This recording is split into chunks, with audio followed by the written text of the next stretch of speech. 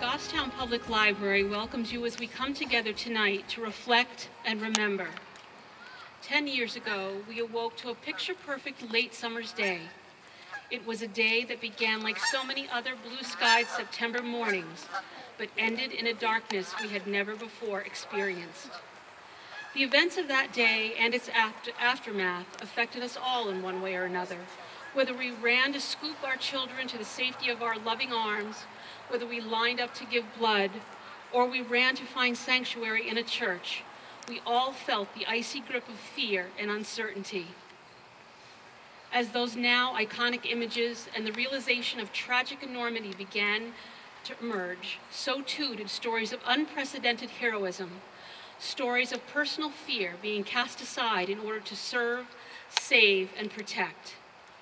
Tonight, we remember and give thanks to those men and women who saw us through the terror of that day, the men and women who gave so much while losing so much.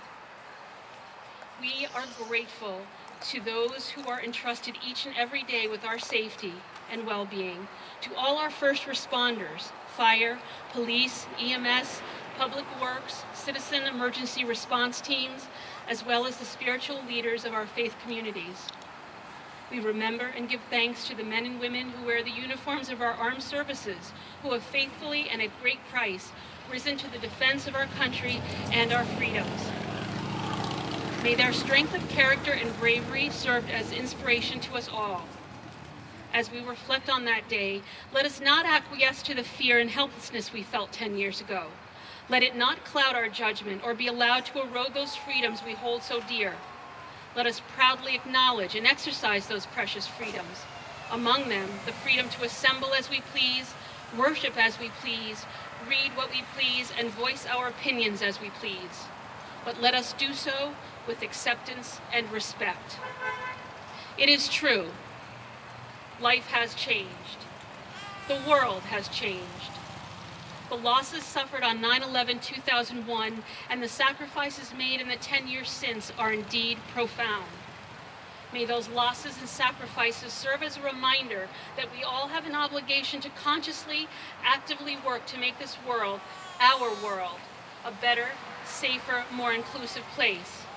May the courage and conviction of those lost challenge us to engage in the kind of dialogue that reaps positive change. Perhaps the greatest tribute we could pay is to honor their memories by holding on to our hope for a brighter tomorrow.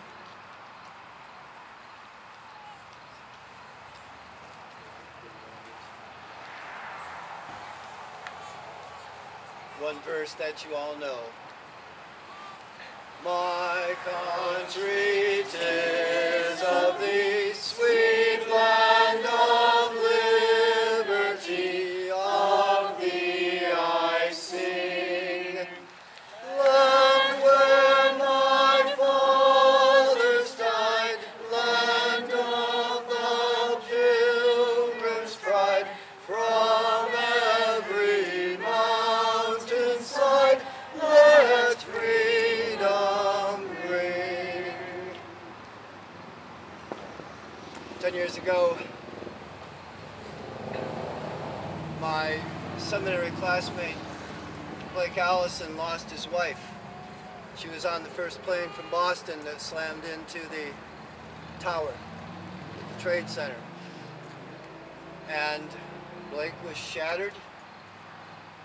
And they had only been married for a few years, and I was the one who married them. They were good friends, friends of my wife's and mine. And I was still reeling from just watching what we all saw on the television. And my phone rings, and my friend Blake tells me what had happened. And then he asked me if I, of all people, would be the one to come and preach at his wife Anna's burial rite in Boston. And I said, sure, without even thinking. And then I said, God, you got to find a way to help me do this. And then I thought, God, you got to find a way to help us all do this. And we've done it. And what Blake said to me before we began that service, that very sad day, he said, we have to find the way toward peace in this world, because that's the only way we're going to honor my wife. That's the only way we're going to honor who we are and our faith. Just 2 days ago, a survivor who was in that building, who was 6 floors below where Anna's plane crashed, one who lived to tell the story, said, and here I am 10 years later. And what I have learned is that I get to make this day a good day, that I get to make this day a better day than yesterday, and that's why we're here. That's why we're here.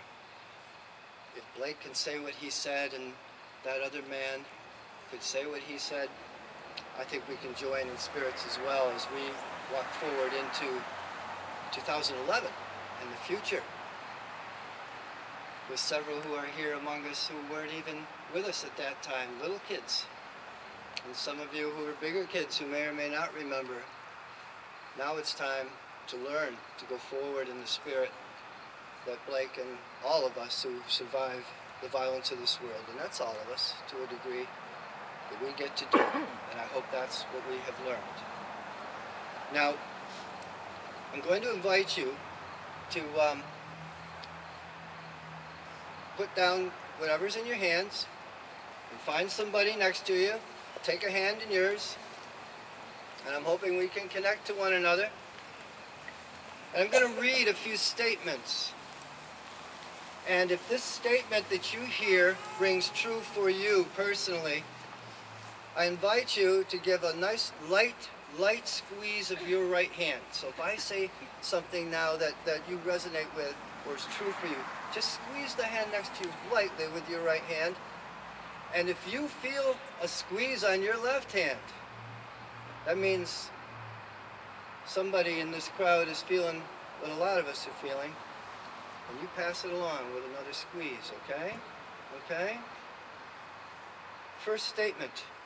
I remember exactly where I was the first moment I heard or saw the images of that grim news on September 11th, 2001. If you remember right where you were, light squeeze. If you feel a little tug on your left hand, you know a lot of people were with you. Okay? Secondly, I recall exactly how I felt.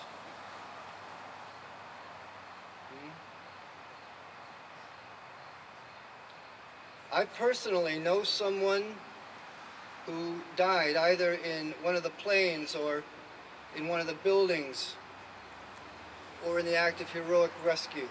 I personally know someone. Anybody feel a tug? Bet you do.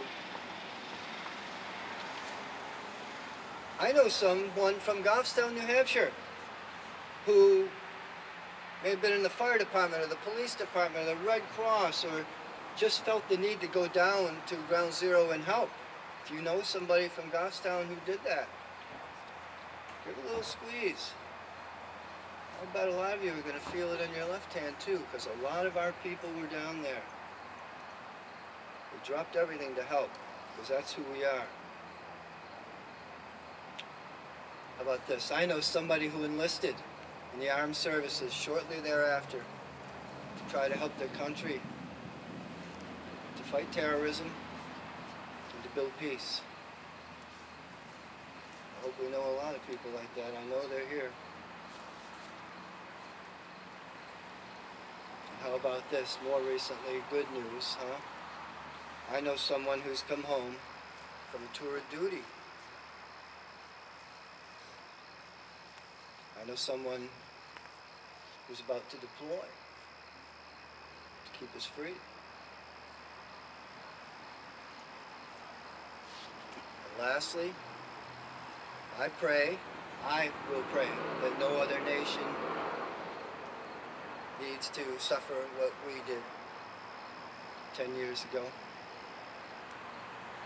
And I'll remember to pray for peace and stability, for a better day.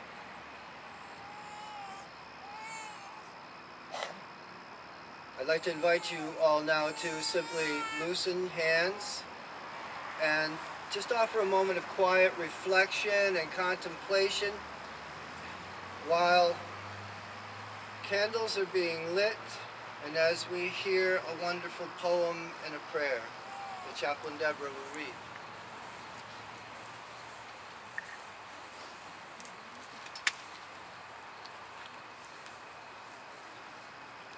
This first poem was actually penned by Rabbi Zoe Klein in New York shortly after 9/11.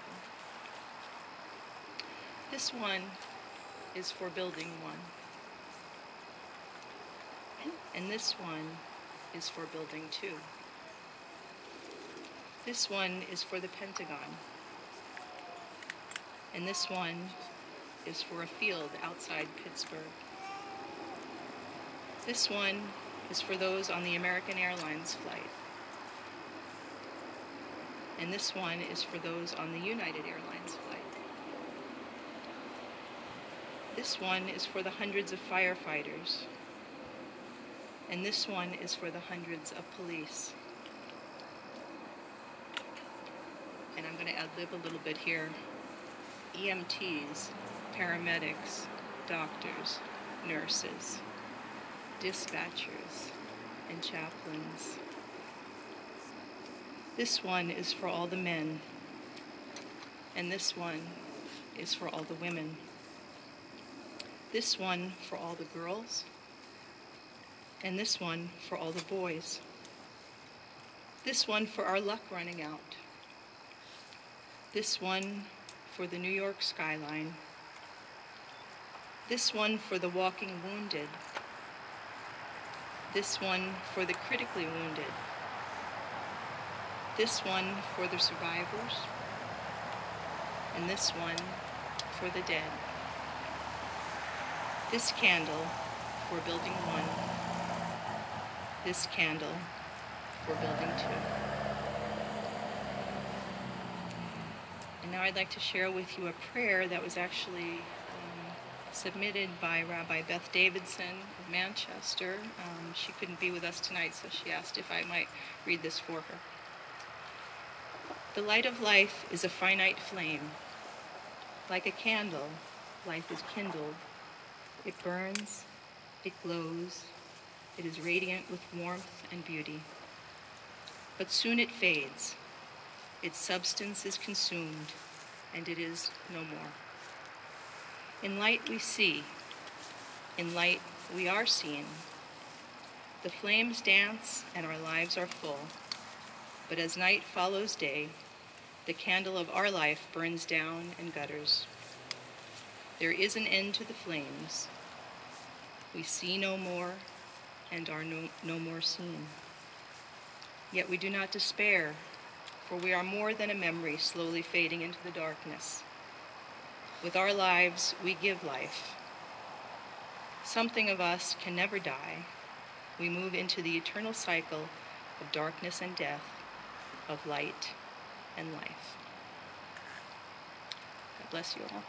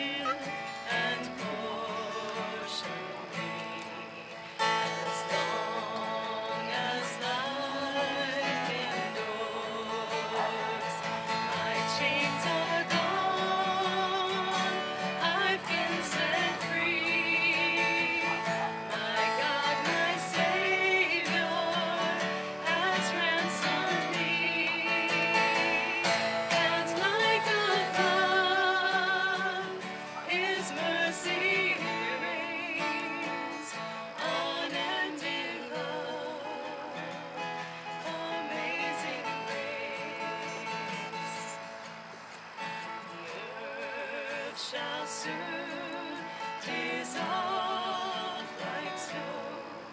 The sun forbear to shine, but God who holds me near below will be forever mine. Will be forever mine. You are forever